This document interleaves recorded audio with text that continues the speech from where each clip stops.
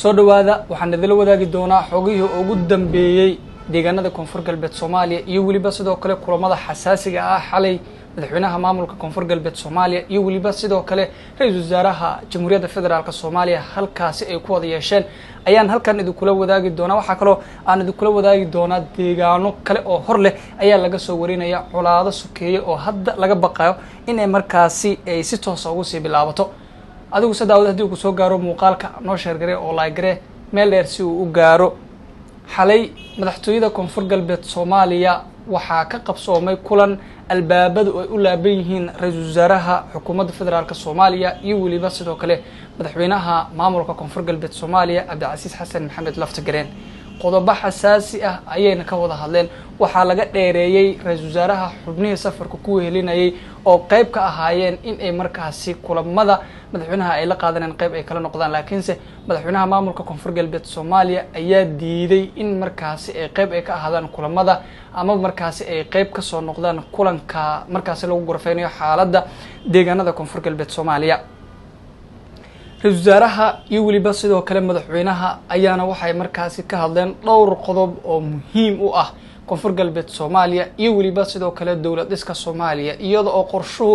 uu ahaa ama markaasi ergadii ugu horeeyay ee markaasi ka sii degayso ama madaxweynaha Jamhuuriyadda Federaalka Soomaaliya kaga hormarayso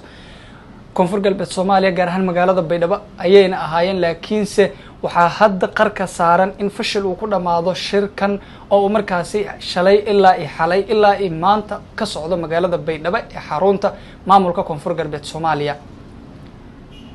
marka laga tago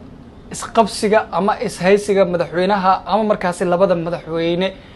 deegaanada Koonfur Galbeed Soomaaliya waxaa ka sii horaya colaado sokeeye. marka maanta ayay ahayd xilli qaybo kamid ah odayaasha halkaasi ay shir jiraayad ay qabteen, iyaguna markaasi ay ku goondeen in ay dagaal ay la gali doonaan mid kamid ah beelaha halkaasi dega. yaqbar weyne iyo waliba sidoo kale walaweyn ayay ahayd midda wali xal loo yahay ilaa ay haatan. mar kale waxaa markaasi laga baqaa in markaasi cirka isku sii shareerto in xaaladda dalku ama markaasi maamul goboleedku cirku isku sii shareero, iyada oo markaasi la arkayo in qaybo badan oo kamid ah beela la isku dagaalayo, halka madaxweynaha maamulka Koonfur Galbeed Soomaaliya markaasi uu si weyn u taageeray aragtida shacabka oo ahayd in markaasi ay si weyn markaasi ugu soo banaan baxaan ciidamada Itoobiyaanka ee u jooga nabad ilaalinta deegaanadaasi. inkastoo kulanka markaasi aanan banaanka la keenin waxyaabaha ay ugu wada hadlayeen, laakiinse ilo xog ogaal ah ama hoose ayaa sheegaya in hordhaca kulanka markaasi isku afgaran waayeen ra'iisul wasaaraha iyo waliba sidoo kale madaxweynaha maamulka Koonfur Galbeed Soomaaliya,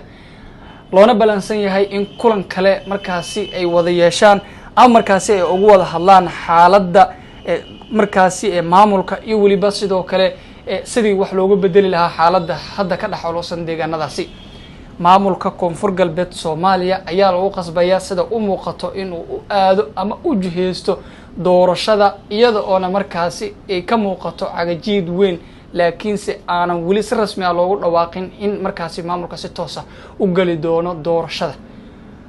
madaxweynaha maamulka Koonfur Galbeed Soomaaliya wali ma uusan hadlin marka laga reebo imaanshihiisa iyo waliba taageerida markaasi uu taageeray xildhibaanadii 25 ahaa ee sida weyn markaasi qaybta ugu noqdeen in markaasi ay fikir ku yihiin shacabka halkaasi ama banaanbax weyn ee halkaasi ka dhigayay.